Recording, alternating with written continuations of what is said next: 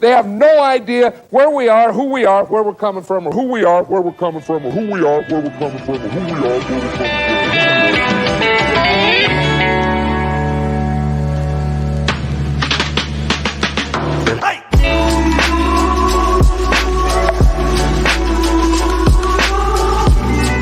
And this is the best of the best. Wow. That is football. Wow. I have never seen that intro before, and that got me excited. I started to dance a little bit. Welcome to the Chop Shop presented by Gridiron Ratings. I am your temporary host for the week.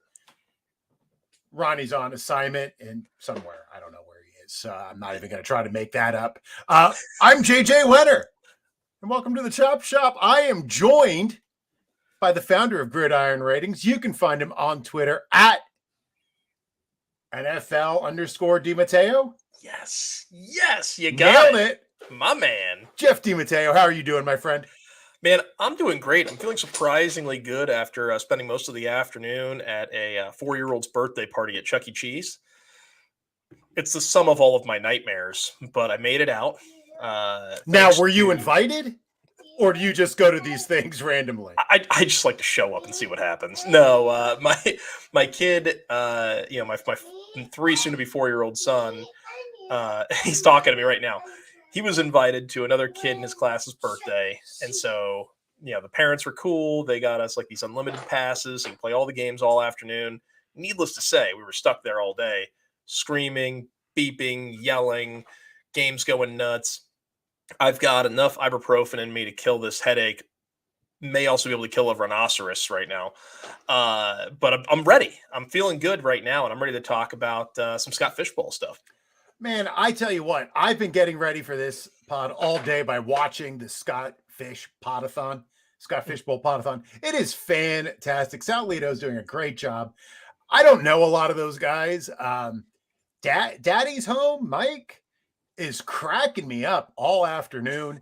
There's some funny stuff, and there's a porn bot in the messages who just won't quit. I'm telling you, I want the Jets to sign that guy as a defensive end, that guy person. I don't know who it is, but they don't care what's in front of them. They're just posting. And got to respect the hustle, if you know what I mean. Oh, absolutely. I think that's splendid. I mean, obviously, I missed out on a lot of the afternoon stuff. I was on it this morning, and then I had to dart out, obviously, for the afternoon adventure. But, man, yeah, Sal and those guys do a hell of a job on the Podathon, and obviously Scott with all the work he puts in. And, I know Ryan, it's McDowell, right? Yep. Ryan McDowell. Yep, he's the other guy helping Scott out with this whole thing, and they just do a great job every year. And all the money these guys raise for Fantasy Cares and for a lot of the social justice charities they raise money for, it's unparalleled. It's one of the best things. It represents everything that's great in the fantasy football industry. I absolutely love it. Yeah, in the chat, FF _Spaceman was saying how I think they're already at 38,000, but that's just through the Podathon and the John Bosch Eliminators. So that's not even counting the Avies, the T-shirts, and the Scott Fishbowl itself. So, whoa! Oh, there you go. There's one of the shirts. That's one of the shirts right there. I've got one courtesy of RotoWear. So I picked up all 3 models. You got this one right here. It's got the little road map and the football highway layout. There's the passing tree. It's a green shirt, and there's a blue one that's got the highway sign on it. I was thrilled. They all came in today. And, yeah, man, the shirts are killer. They're super comfortable. Check out RotoWear. Get your order in if you haven't already. If you're so inclined, check out the Podathon, make a donation. These guys are bringing a ton back to the communities. They're doing a bunch of like the Toys for Tots things through Fantasy Cares, a ton of stuff going back to a bunch of social justice reform charities. They're making huge impacts, not just in one neighborhood, but they're spreading this out nationally to a bunch of other neighborhoods now. They raised $75,000 last year. That's no small chump change there. Like fantasy football, is raising that money. Guys getting together, girls getting together, guys and girls, everybody's playing, raising a ton of money to help people out. And it's unreal. And I love it so much. Yeah. One of the most beautiful things about the fantasy football community is that they all come together to support each other's causes. I mean, there's a ton of different people do mental health tournaments. They do Alzheimer tour. Like there's always something where you can lend your time and a couple bucks and really help out some great causes. So, keep your eyes open and, go to scottfishbowl.com. Check it out. You can definitely donate there. And if you don't want to go through that, take $10, find your favorite charity, and just donate today. Right? You don't have to tell anybody. You can tell everybody. That's up to you. Right? But do something good locally.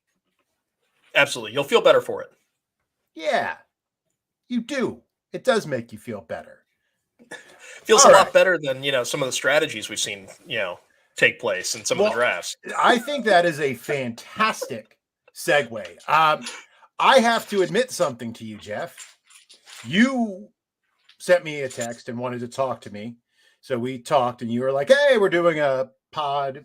Ronnie's not going to be here. Can you help out with Scott Fishbowl strategies? And I was like, yes, because I always say yes. It's the first word out of my mouth, like every single moment, anytime somebody asks me a question. And I hung up with you and I was like, I've never done the Scott Fishbowl.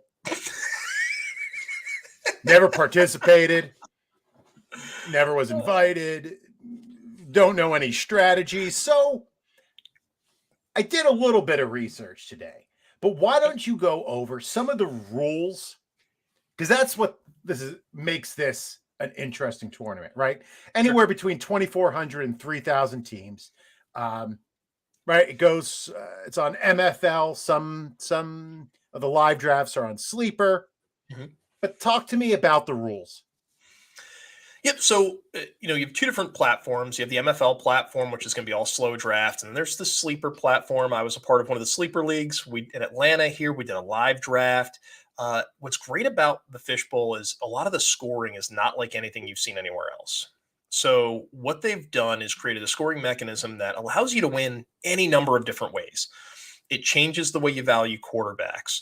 So right now what you're getting is a half a point for a completion, but you lose a point on an incompletion. So you catch a guy that has less than 66.7% completion percentage, that guy is potentially losing you points week over week on completion percentage. Yeah. So now imagine for a second a great fantasy week, 275 yards, 2 touchdowns. You're usually feeling pretty good about that. Well, if your guy went 14 of 28 for 275 and 2, well, guess what? You had a pretty bad week because you lost so many points in completion percentage, it negated your touchdowns. Wow. So you're saying I shouldn't draft Zach Wilson of my beloved Jets? I wasn't going to call anybody out, but I'm not a big Zach Wilson guy.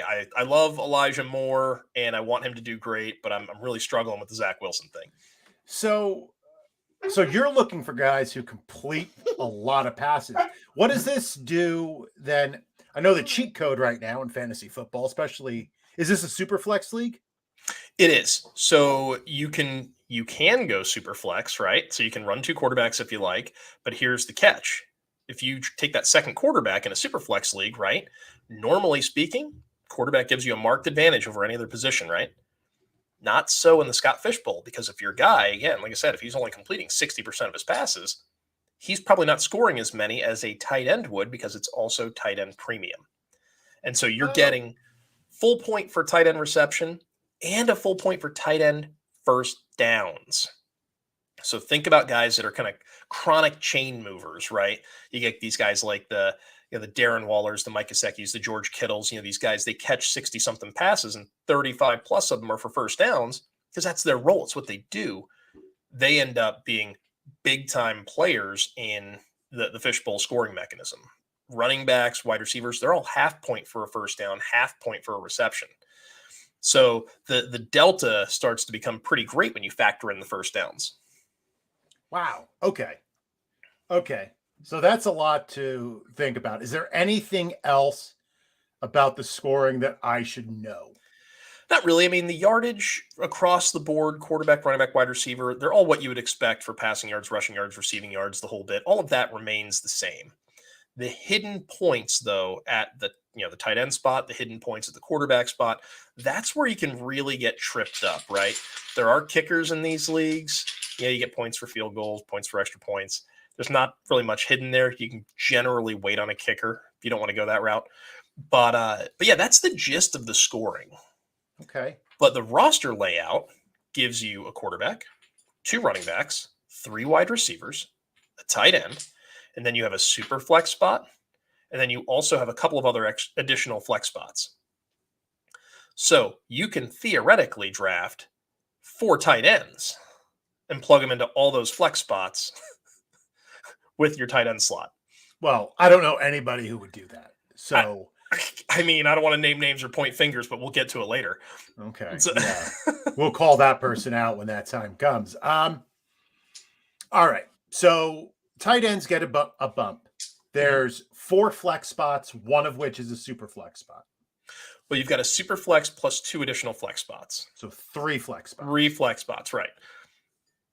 Okay. And you have to start a kicker. In Sleeper, you have to start a kicker. In MFL, you do not have to start a kicker. So it depends on where you are. That's where things get a little bit tricky. Oh. Yeah. So if you have a slow draft, you don't necessarily have to start a kicker. But you can would use you one in the want flex. to? You could, if you've got a guy like a Justin Tucker or something like that, and he's putting up 15 points a week or something, maybe that's a guy you want to go ahead and plug in. That's interesting. Because Yeah. he could, right, conceivably be scoring more than your second quarterback would if you got a low-end QB2. Right. So let's just say hypothetically, you've got Ryan Tannehill. Ryan Tannehill goes 14 of 28, right? So you got nothing on the completion percentage. You had 14 incomplete passes, and you got 7. You're actually -7 on your completion percentage. You got 7 for the completions. You lost 14 on the incompletions, and you threw 2 touchdowns. Okay, you're at +5 points. I see the wheels turning, just making sure the math is still right. Yeah, I'm listening. Yeah. And then you get 250 yards. So that's going to be what, 4, 8, 10. So we're at 15 total points. But he happened to throw 2 interceptions. It's -4 for a pick. So you lost 8. You got 7 points out of Ryan Tannehill. Now you can turn around and take Justin Tucker. And he went and he kicked a 52-yard field goal and a 46-yard field goal. And he scored, if I'm not mistaken, I've got to double check the kicker scoring on that, but I believe that works out to something like 7 or 8 points in and of itself without extra points. So now you're talking about a guy where, hey, yeah, your kicker just outscored your QB2. So if I'm not mistaken, kickers get 0.1 per yard. It's something like that. I have plus a point for a made kick or extra point. The kickers are an enigma. I stay away from them because, last year everyone was all over Jason Sanders, Younghoe Koo, Tyler Bass, all these guys. They were supposed to be the elite kickers. Didn't work out for anybody. The best kickers are usually the guys on offenses that are good enough to move the ball into scoring range, but not actually finish the job. And so you end up with a bunch of weird kickers every year that are at the top. So I generally don't pay too close of attention to it because it's kind of a crapshoot. But you will this year because you're in Sleeper, so you have to start a kicker. I don't know who the kicker is for the Titans, but I'm probably going to draft that guy. I'm thinking Randy Bullock, but how old am I? It could be. I don't know. I haven't even looked. I don't project kickers. I don't pretend to know about kickers. I know is Suck up there. Maybe. I don't know. Maybe I should focus on kickers. I mean, somebody needs to. I know there is somebody Kicker out there. Leagues. There's and I hope I'm not totally butchering her Twitter handles, like Linda Lyons. Yes. But it's spelled funny. I can see it in my mind's eye, but I can't really figure out how it all comes together. She does some kicker projections every year. So I usually just kind of look at her list and I'm like, okay, well, who do I like out of this group and pick a kicker. That's awesome. Good on her. Yeah. All right. So now we know the scoring. We kind of know the setup. So looking at this holistically. All right. Sure. So we have a super flex league, but the bottom quarterbacks are going to hurt you more than they're going to help you. Bingo. Tight ends are getting a bump. Mm-hmm. How did you approach your strategy? You already drafted, correct? I did. I was actually part of the very first draft of the Scott Fish Bowl season last Saturday. And we had a great event. We had Nick Heffley. If you don't follow Nick, it's I think it's Nick.Heffley at Wait, is it at Nick.Heffley? Let me actually pull it up because I'm going to butcher this. And Nick, if you're listening, I'm really sorry. I'm totally screwing up your Twitter handle. I didn't intend to actually give you some pub here, but now it's happening. So there's that. But Nick Heffley put on a great event. This guy, he brought out Brian Jordan, the former Braves and Falcons player. He came out and gave us a big pep talk beforehand, and he talked up some of the charities he's involved with. And we had the guy who does the Braves like in-game announcing for all of their little like contests and all their little quizzes and all that. He introduced all of the drafters at the event. So it was really cool. It was a big to-do, a lot of fun. It was done basically right in the shadows of the Braves Stadium. So super cool event, but I totally butchered Nick's Twitter handle. It's at the real FF Goat. So Nick is on the Woo Fantasy podcast. Phenomenal guy, lives here in the Atlanta area, did just a killer job putting it all together. Anyway, I'll get done pubbing him up now. So we drafted. I walked into this thing thinking, hey, I want a premium quarterback that's going to complete 70% of his passes. I want a guy that's attached to a bunch of great receivers. Like, who's the guy I can go get? I picked in the 6 hole. I already knew full well that guys like Jonathan Taylor, off the board. Mahomes, Allen, off the board. Herbert, gone. I kind of figured I was getting to the range where I would have a shot at a guy like Joe Burrow. That was my plan. Burrow went at 5. So I had to pivot. Give me the tight end premium. I took the tight end one. Give me Travis Kelce. I get Andrews was the guy last year. Give me Travis Kelce because he is the only receiver in Kansas City right now. So took him, come back around in the second. I'm thinking, hey, maybe I'll go grab a premium quarterback. Now, Jeff, not to interrupt. Do you think it's okay if I put the draft board up? Oh, go ahead. Yeah. If you can put the draft board up, go ahead. All right. So go ahead. I'll work on that while you're talking. Cool. Yeah. So I circle back in the second and I'm thinking, okay, I got my tight end. I really need to go get a quarterback. Turns out the quarterback run got thick behind me. It was, as you look at the draft board, you see all the pink. Those are all quarterbacks off the board. And it got to a point where I said, you know what? I'm not going to reach for a quarterback I don't trust in the second round. I'm just going to go take Kyle Pitts. Now I've got 2 tight ends that could potentially hit that 11 to 1,300 yard barrier. And when you pepper in their premium on receptions and first downs, I'm at a marked advantage at tight end and in one of my flex spots, right? I was like, fine, they're both starters. I'll do it. Circle back around to round 3. We had, I want to say there was already, 14 quarterbacks off the board or something like that? So absurd number. I mean, 9 went in the first round, 1, 2, 3, 4, 5 in the second round. That's 14. Yeah, so 14. So here I am coming up in the third. I had to go with a quarterback here because if I waited any longer, I was going to end up starting nobody. So I took Trey Lance. The good news is, and I see you make the face. The good news is, sorry. No, that's all right. The last several winners of this thing had guys like Joe Burrow last year, drafted in the 3rd round, breakout season. Year before that, it was Josh Allen, breakout season. Year before that, Lamar. Year before that, Patrick Mahomes. All those guys were drafted a little bit later. Fingers crossed, history holds, maybe Trey Lance is that guy, right? So now we circle around, we come into the 4th, and I'm sitting here. I felt like maybe I should be taking a wide receiver. I watched a handful of guys come off the board that I really liked. And I looked at running back. I was like, there's some guys I really like here too. The one guy that, that I was kind of staring down, I was looking at Debo, thought about the stack with Lance. It kind of got down to the point where I had to measure every player individually. And I had to go George Kittle, a 3rd tight end. I just couldn't get behind the idea of taking Tyreek Hill as my wide receiver 1, not when he's competing with Waddle, Gesicki. Is Tua going to support 3 guys that are that legit? I don't know. Kittle, I know will get his, and it's another guy where if he's on and he's at his best season so far is a 1,300 and something yard season. Right.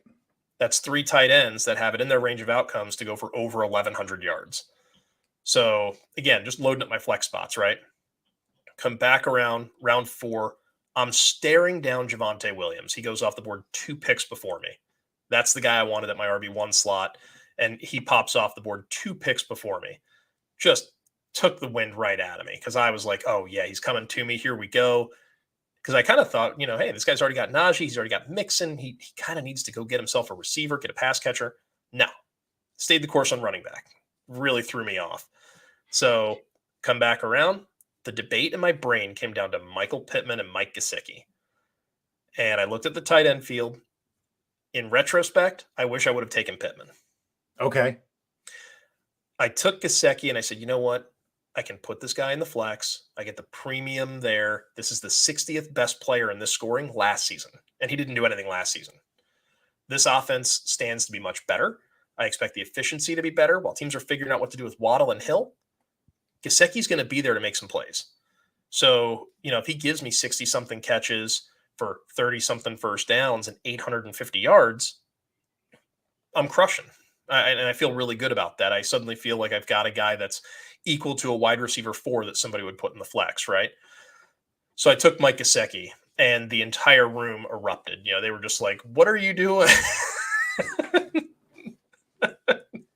Yeah, I mean, what? Nobody else had more than one at that point, and Right. You're taking number 4. Right. I did. My thought was I could take Pittman there to be my wide receiver 1, or I could get the last tight end that I really liked.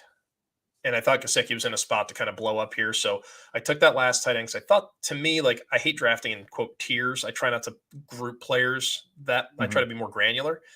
To me, Gesicki was the last tight end I felt like had that ability to give me a solid 60, at least 60 catches, at least 800 yards, and at least 5 touchdowns.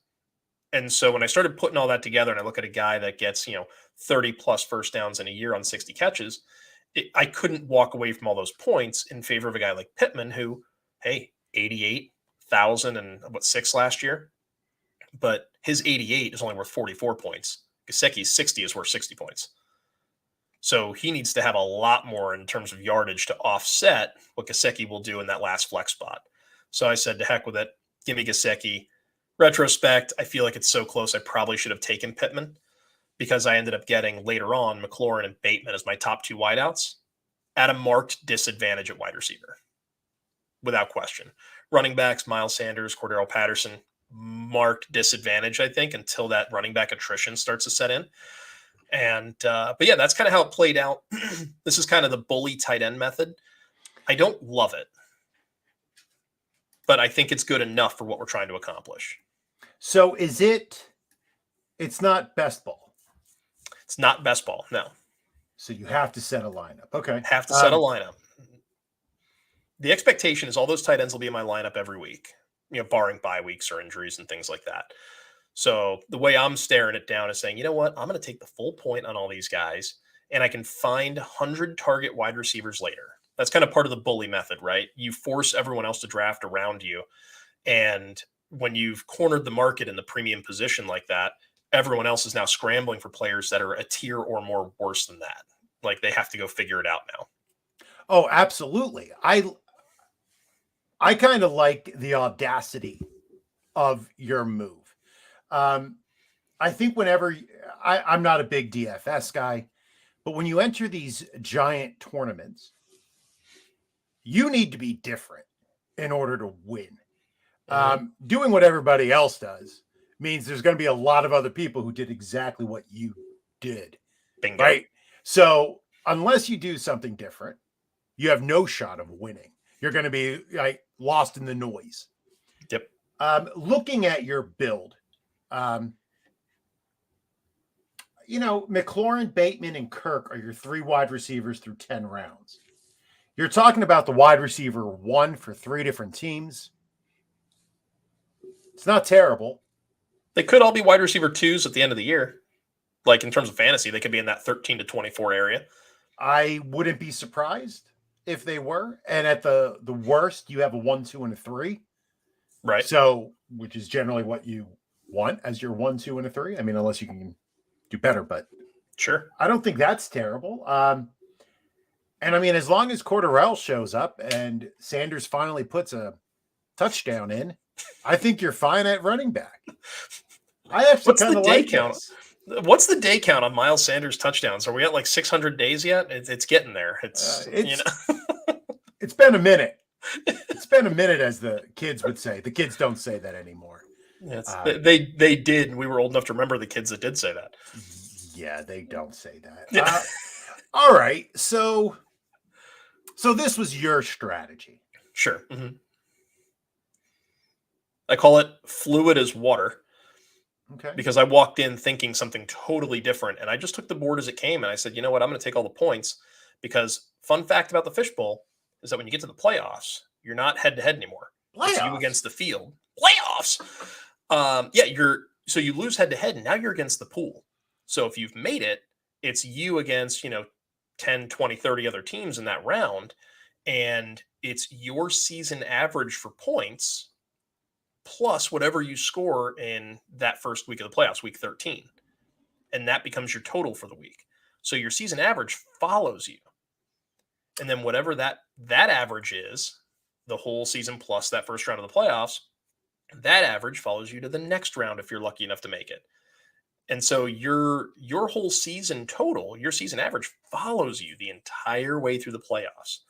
So my thought was, what's my shortest path to putting up those points every week? Well, I'll take the full point on a reception, the full point on the first down, and take my chances. That's kind of the mode I was getting into as I started taking the tight ends. Very interesting. Very interesting. I was actually I was on Twitter, the Twitter sphere, and JWB Fantasy Football. I don't know if you know them. They had posted something that he had done some projections for the Scott Fish Bowl. So I'm crediting you, JWB. I took a look at them, and it was interesting. Yeah. Just looking at where players will finish. And granted, of the top 19, the top 20, he has 15 quarterbacks projected to score. But it was weird from that point to see how few wide receivers are scoring in, it's not until you get down until, it's a bit until you start seeing a lot of wide receivers show up down around 74, 76, where you start seeing like bunches of them showing up in droves. And that's like AJ Brown, Mike Williams, Keenan Allen, Terry McLaurin. So that has to make it very interesting on how other people approached it. So did anybody else have a strategy that struck you during your live draft? What's funny is the guy sitting next to me at the draft, Calvin, I hope I'm pronouncing this right, is Alpin. If you're looking at our draft board, he's the guy who picked 5th. He got Burrow, but he had kind of an interesting strategy because he went all wide receiver. So where I went bully tight end, he went bully wide receiver. He said, I'm just going to keep taking these stud wideouts and wait till somebody stops me. And no one really did. I mean, he came out, he got Burrow, stacked him with Jamar Chase, CeeDee Lamb, Mike Evans, Mike Pittman, and Deontay Johnson. Now, I thought this was interesting, and I kind of loved having all the wideouts because I would rather have all those pass catchers than, say, stack up at running back. A lot of guys stacked up on running backs early, and my only issue with stacking up on running backs early in this format is that there's always so much attrition. Right. And so it's like, if you're going to go out and take Dalvin Cook in the second round, you kind of need to go make sure you overdraft Alexander Madison. Like, you need that, because if and when you lose Cook, because it happens every year, we have not seen him play a full season ever, you're going to need that guy.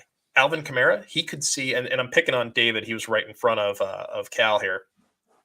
And sorry, David, I'm not trying to pick on you, I promise. Alvin Kamara, I don't think he's going to get suspended based on everything I'm seeing from Drew Davenport. But that's a big risk too. You say, okay, well, I'm going to take Cook. He always gets hurt. I'm going to chase that with Kamara. Like, they could both be studs, right? Or Cook can miss 4 games. Kamara could miss 6 on a suspension. And suddenly he's got Josh Jacobs and then no tight end to speak of. Dawson Knox buried as a tight end. He's a touchdown specialist. Which is tough for this tight end premium because, if I'm not mistaken, touchdowns do not count as first downs. That's my understanding. Yeah. Mm-hmm. Okay. So as you go through all that, you're like, okay, well, these running backs have a lot of attrition and a lot of risk. You're looking at, another guy. We've got RJ Hammer here. He took, Chubb, Zeke, and Damian Harris. And I'm like, hey, that's cool. Those are 3 pretty decent running backs, right? But at the end of the day, like, what happens when they start to break down? Like, how do you start to feel about that if you lose one of those guys, or if they're just not producing, right? So that's where I kind of like, I don't say I went 0 RB because I think that's kind of I don't know that it's entirely true. I was just trying to leverage my highest number of points in my lineup as I could. And when I thought about the attrition aspect, I'm like, you know what? By week 12, when everyone else is playing the second and third string running backs and all these different teams, because you lose a handful of them every year, I'm just going to pray like hell my guys make it. That's all you can do. And I didn't spend top end draft capital on them. I went and spent it up at tight end, got all the premiums, got a couple pass catchers, waited a little bit on running back, and that was kind of how the build went down. And I actually saw those projections you were referencing. Mm-hmm. Couple things in there. I mean, I always like to pick apart projections because I obviously do my own. I had put all my projections in with the Scott Fishbowl scoring, and Joe Burrow was actually the number one player overall. Because of how accurate he was last year, right? Yep. And so he was, I think, 69% or something last year. And then I've got him at, I think, 71% this year. Yeah, I gave him a little uptick. Jamar Chase in a second season, just a little bit more time to throw with all the linemen they added. I really expect Joey Burrow to be super efficient this year. That offense is going to be the one you want to be attached to. And so his profile, when I thought about completion percentage, plus yardage, touchdown interception ratio, I expect the interceptions to come down too. So all of that's kind of baked in. You start to look at it, and it's a recipe for a guy that should be number one overall. And probably by next year, that's what we'll be saying. Like, oh man, you got a Burrow or Jonathan Taylor. Like, those are the top guys. But yeah, it'll be interesting to see how it all plays out, though. Yeah, it definitely will be. I love the camaraderie. I love the ribbing that happens online about the different teams people put together. What was the feedback you got besides like the gasp when you took Gesicki? It was mixed. It was cool. Some people, like, I popped into different like league chats and things, and a few people had actually said, "You are a legend." That was pretty funny. I was like, I didn't think what I was doing at the time was going to catch so much attention, but there was a lot of tweets about it. There was a lot of people talking about it, and I just randomly would pop into the threads. They were like, gosh, what does that lineup even look like? And so I'm just sharing my roster. It's like, here, it looks like this. Here you go. Burp. But it was so weird because it's like, it's not my name on there. It's my sleeper handle is Gridiron Ratings. So it's not like it's Jeff DiMatteo. People weren't thinking to look for me, I don't think. Right. Which is good because I'm not interested in being Twitter famous. But it was just really funny because some people were really into it. They thought it was cool because they'd never seen it before. Other people, they were just like, that's the dumbest thing I've ever seen. Some of it got a little nasty, but that's just social media. I'm like, people didn't really understand the scoring, I don't think. Okay. And but I will say that I think after pre-draft, Gesicki's kind of mock ADP was much higher. After that, Gesicki's ADP dropped into like the ninth round. And so and the feedback I got pretty consistently was, hey man, we were with you up until you took Gesicki. And then everyone realized that the valuation on Gesicki was wrong, and everybody started punting the player because all the negative talk about Gesicki started coming down. And I was just scratching my head. I'm like, I don't understand this. This guy was the 60th best player in this scoring format last year, and this offense wasn't nearly as efficient as it's going to be this year under Mike McDaniel. So if he was the 60th best player in a 12-man league, that would make him a fifth rounder, which is where I took him. The maths work out on that one. Yeah. Like, I mean, I had to take a sock off and start, keep my counts going. But, that's where I didn't really understand the logic. But, in retrospect, would I've rather had Pittman? Probably. Did I probably make a mistake? Maybe. But we'll find out. If Pittman goes down and God forbid tears an ACL or something and Gesicki finishes the year as a Pro Bowler, well, then, then there's not much to say outside of, hey, I guess I guessed right. So what was that your biggest regret, that move? Yeah, I think so. A lot of people would say, oh, I have to have a quarterback. I wasn't interested in taking a quarterback at 6 and getting the 5th best quarterback, because just purely by definition, if I'm getting the 5th or 6th best guy in a position at that point, I'm at a disadvantage to the other teams I'm playing that drafted in front of me. Yep. So instead of taking a disadvantage in the first round, I went and played an advantage. I wanted to make sure I could win at tight end. Then when I came back in the second, I realized I still couldn't win at quarterback, and it was really too early for wide receiver, running back. tag it again. I'm going to win at the flex. Come back in the third. I'm probably still going to get beat at quarterback, but I feel better taking Lance in the third than I would have in the first or second. And then you come back around into the, the fourth, fifth, and you're kind of putting down the line here. I'm just going to try and beat you in the flex. And if my guys are beating your guys in the flex, it gives me a cushion to worry about running back and wide receiver. All those guys have to do is keep it kind of close, and I should be okay. So you did the first 10 rounds. You have 12 more rounds to do. Mm-hmm. I don't think anybody's listening, so you can tell me. Are you going to go for are you going to get a backup quarterback? Because it looks like the last quarterback to go was Daniel Jones, which means there's probably not a lot left. There's a few guys on the board. Jared Goff is on the board. Carson Wentz is on the board. What about Davis Mills? Davis Mills is on the board, and really, Davis Mills had a pretty good completion percentage last year. He did, and I'd be happy with any one of those guys if I'm being truthful. Like Carson Wentz wasn't a total dud in this format last year because he gives you just enough rushing to offset his slight miss in the accuracy department. And with Terry McLaurin there, and I think a really underrated receiver in Jahan Dotson, that's a really interesting offense. You got to remember that Giants defense is not good. They're good in the front seven, but the secondary is terrible. It's going to be two pretty prime matchups there. And when they go against Dallas twice a year, hey, Trayvon Diggs had all those picks, but he also had like one of the worst passer efficiencies against him, in the entire league, meaning quarterbacks were throwing with an efficiency score of over 100 against him all year. Right. So it's like he's either getting a pick or he's getting burned. And I'll take Terry McLaurin to go ahead and win half those battles and give Wentz and McLaurin some numbers to make it go. And then you start kind of figuring those things out. You're like, but Wentz might not be a bad investment. And I think I might be okay with him, depending on kind of how the first few picks of the 11th round go there, because I could be happy taking a QB2. I could be happy taking a running back. I could be happy taking a wide receiver. At this point, I'm adding to my bench. I could be happy taking another tight end. I almost just want to do it and stay on brand. I will grab a pitchfork and start the shenanigans, or brooms. Brooms where I'm going to declare shenanigans. That's interesting.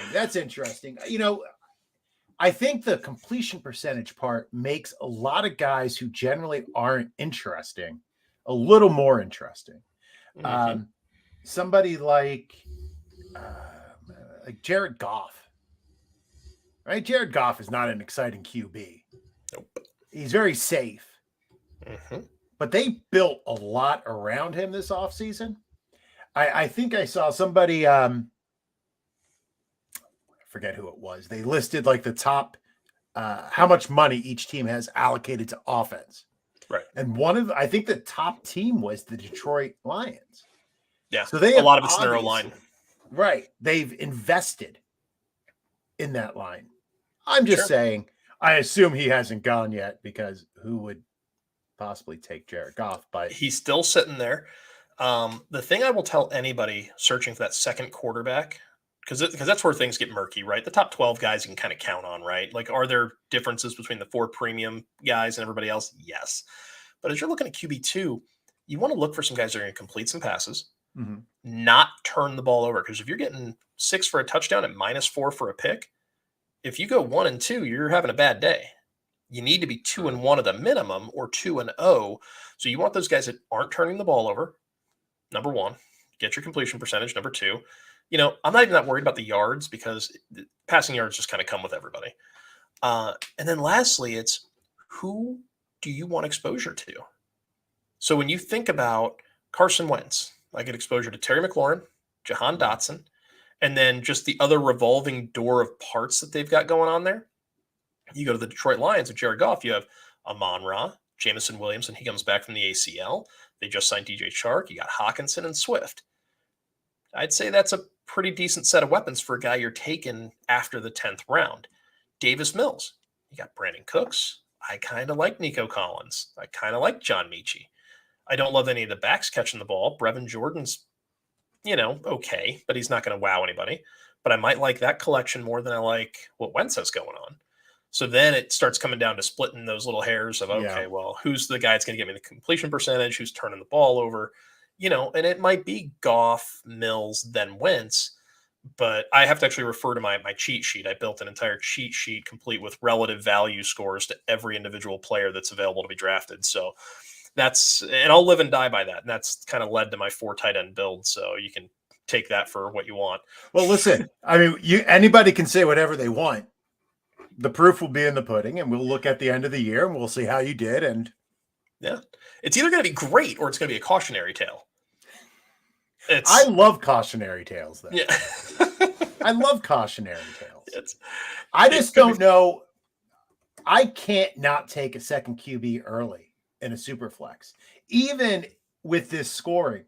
Like, I would have to so divorce my sense of reality, right? My sense of well-being, because I feel like I need that second. You know what I mean? Well, that's the trick, though. That's the trick of the scoring. And that's the trick of the super flex position. It's to kind of lull you into overlooking and allowing those that are paying attention to kind of, I don't say game the system, but to really find those leverage points against the field. Because that's not just you. That's consistent. That's everybody, right? If you play super flex, your first thing is, well, I need to go get my 2 QBs. Like, that's second nature. And usually wide receivers start to get faded unless you have a premium guy, and it's the same kind of method. Well, you can't really bring that into the fishbowl, because if your second QB is a guy like, we talked about Zach Wilson. Sorry, Jets fans. Sorry, JJ. But that's a guy where if he comes out and he throws 60% and he has I don't know, 20 interceptions. Yeah, well, I was going to say 25 touchdowns and 15 interceptions. He's not doing you any good. Like, he's probably getting you single digits every week. Yeah. And so and you can find single digits probably at round tight 14. end 15. Yeah, exactly. Tight end 15, or you can find it at the back end of the draft with some, satellite back. Naheem Hines will give you that. And, and plus you have to look at the fact that you're not at a risk for negative points. Well, exactly. Unless you have a wide receiver who's going to fumble a bunch. Bingo. Right. Like, you don't have to worry. Like, the worst feeling is when all of a sudden you look down and your quarterback is giving you like -5. Yeah. Like, been there. Thanks, Lamar Jackson. I've been there. It's Lamar's had some bad weeks out there, where he's out there running around. He doesn't get you the rushing for some reason, and he throws a pick and doesn't get a ton of yards. And next thing you know, you're at, under 5 points for your starting quarterback that you took in round 1. That's the kind of thing that makes you crazy. This is my 4th go of it.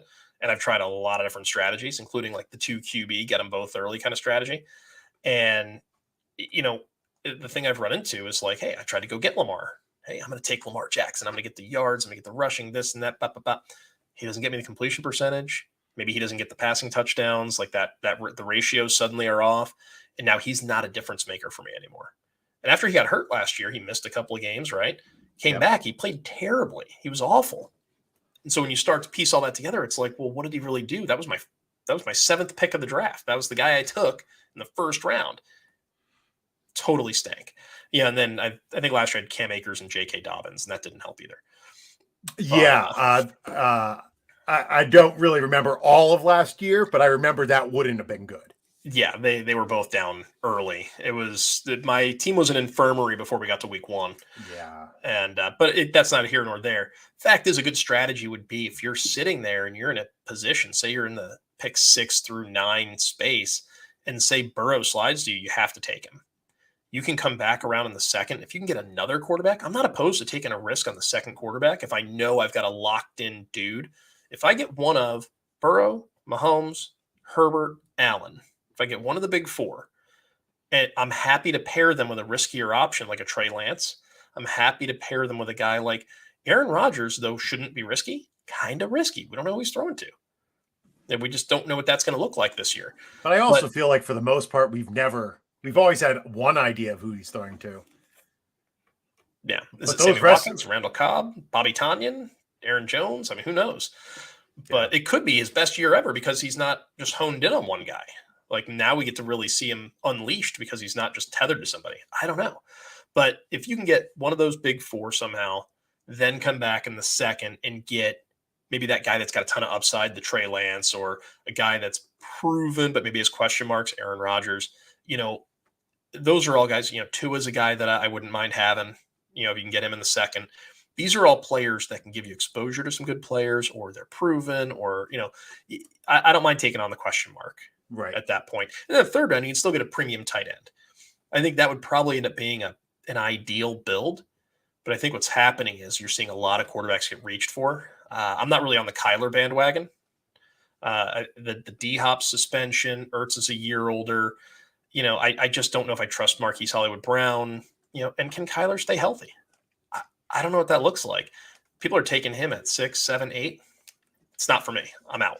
I'll take Kelsey. Thanks. I'd even probably take Justin Jefferson. Justin Jefferson will catch 100 and something balls this year, and he'll go for a gazillion yards and probably get you plenty of touchdowns. I don't mind the half point there because he'll be so far above the rest of the field at wide receiver that it's a baked in positional advantage. Whatever you're doing, draft a positional advantage. It'll help your end of year points. It'll help your season long averages. It may not feel good right now, but it'll feel a whole hell of a lot better come December and January.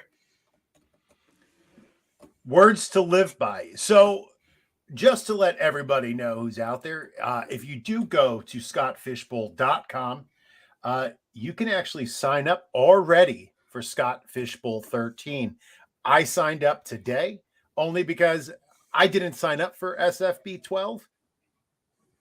I never made it before, so I figured why do it? I still support it, do a lot of stuff to support it, but I didn't try. Definitely going to try for 13 because I'm going to draft 6 straight tight ends. I mean, crazy. I mean, here's the thing. You got to fill in that depth. You go out there and you take the top 6 tight ends. I mean, you can start 4 of them. Is there trading? No trading. Oh, never mind. And that plan wouldn't work out very well. Yeah, that wouldn't really play very well. But I mean, here's the thing. If you go into this thing, I like the 2 QB build if you get the right 2 QBs, because you can really set yourself apart, right? We see the guy who took, last year, he got Burrow in the 3rd. And I forget who his first quarterback was, but it was probably something ridiculous like Mahomes, because why not? But I mean, he had Burrow in the 3rd. He had Jamar Chase in the 7th. He had Mark Andrews, I think, was in the 6th. So he had the number 1 tight end. He had a number 1 wideout in the 7th. He took effectively the number 1 quarterback in the 3rd. That meant like he was playing with house money and picks 1, 2, and 4. That's not a bad place to be. But you have to figure this year is not going to feature another Jamar Chase, right? So let's try and, be as judicious as you can with those first 4 picks. Put the points in your lineup that you can count on. It's okay to be risky and cute later on to play the upsides. I mean, if you want to have a shot to compete, just don't do anything crazy early on. Don't go drafting 4 tight ends in 5 rounds, because I'm not here to support that idea. I'm here to tell you the logic behind why I did it. I'm not going to sit here and tell you it was the right thing to do. It was probably pretty stupid. I don't know about that. I don't know when you have tight end premium. I'm in a tight end premium league, and the same guy has won it every year because he recognized the fact that tight end premium was very important, and it's a best ball league, and he literally has every tight end. Oh, wow. He has them all, and he's won every year. So I'm just saying. All right, sir. Well, that's about it for me. I don't know about you, but I think it's time for some tags, right? Where we let everybody know where they can find us, and any final thoughts? You know what? There's one more thing I want to throw out there. So obviously we're talking about the Fishbowl today. We had a little discussion about all that. As you play your fantasy leagues this year, you're winning a little bit of money. You go out, you paid your league dues, you won. Really think about, I know we've been kind of harping on the charity and season of giving type stuff. Take a percentage of those winnings and donate them to a great cause. It doesn't have to be anything crazy. You can go in and donate $10 or $20 or whatever to a food bank or to a women's shelter. Like, they can use every dime they can get their hands on. There's a lot of folks out there that need some help right now in all walks of life, in all kinds of different areas. Find something that means something to you. And, if you're into karma and that kind of thing, it always ends up coming back around, right? So take that opportunity, try to give back when you can. If you can, great. And sometimes that just means something as simple as, pack up some old stuff you're not using, take it down to Goodwill. Make those donations, because times are tough for a lot of people right now. And if there's things we can do to help each other out, I think we got to get that hand out there and help lift each other up a little bit. So I'll get off my soapbox here, and we'll tag it out. I'm actually just slide over a bit. I'll share with you that tight end premium league I was talking about. That's the Rider Dynasty League. And we wrote it into the Constitution. I wrote it into the Constitution that every year we would donate one entry fee to a charity, and the person who wins the championship gets the pick. So it's gone to Travis Kelce's charity the past 3 years, because the same guy keeps winning because of Travis Kelce. But then I also open it up to the rest of my league mates, and if anybody ever wants to throw some extra money in, and we've thrown a $50 donation every year to a charity. It's a little bit of money, but it would make a big difference, and it kind of just changes the whole atmosphere of your league when you know that every year you guys are doing something good. So sure, try it out. See what your league has to say about that. It's only one entry fee. Absolutely. I love it. That's a great idea. All right. So why don't you tell everybody where they can find you and anything you have coming up? I'm on Twitter at NFL_DiMatteo. What do I have coming up? Rounds 11 through completion on the Scott Fish Bowl draft starting Monday, 8 a.m. Pretty excited about that. Check out gridironratings.com. We're starting to load in some team level data now. A lot of IDP stuff on there with some offense coming. We're going to have full breakdowns of, kind of target share breakdowns, carry breakdowns, the whole bit. There's also some running back info on there right now that's got some really interesting workload information about different players. Maybe you can start identifying who's kind of hitting that danger zone in their career. Give you some, maybe a little bit more information on when it's time to get out. So check out gridironratings.com. Go to the dynasty section. You can find out about the running backs. You can check out the team level data. Give us some feedback. Hop on the chat. You're likely going to catch me. Those chats go right to my cell phone. And so I'm happy to chat with you if you just want to, bust my chops about 4 tight ends, or if there's something else you want to see on the site. Let's talk about it. I'm looking forward to it. Fantastic. Thank you, Jeff, for inviting me on today and teaching me a lot about the Scott Fish Bowl that I didn't know before. I'm at JJ Wenner. You can find me on Wednesdays hosting Rider Dynasty. This week we have Andrew Erickson from Fantasy Pros coming on, talk about some running back situations heading into training camp. And you can catch me on Thursdays hosting Getting Defensive with Gary Van Dyke. I think that's about it. You're all over the place. I'm kind of pop. Mad pop, as the kids don't say. The kids don't say that either anymore. Oh, man. They don't say a lot of these things. Oh, I do, and then they all make fun of me. But it's okay. That's part of being a teacher. Hey. So remember, your path to the title starts with Gridiron Ratings. And as always, boat drinks, my friends. Boat drinks. Wait a second. Do you even have exit music on here? Yeah, man. It's the same as the intro music. Oh, look at that. I'm just going to play this again. Good night, everybody.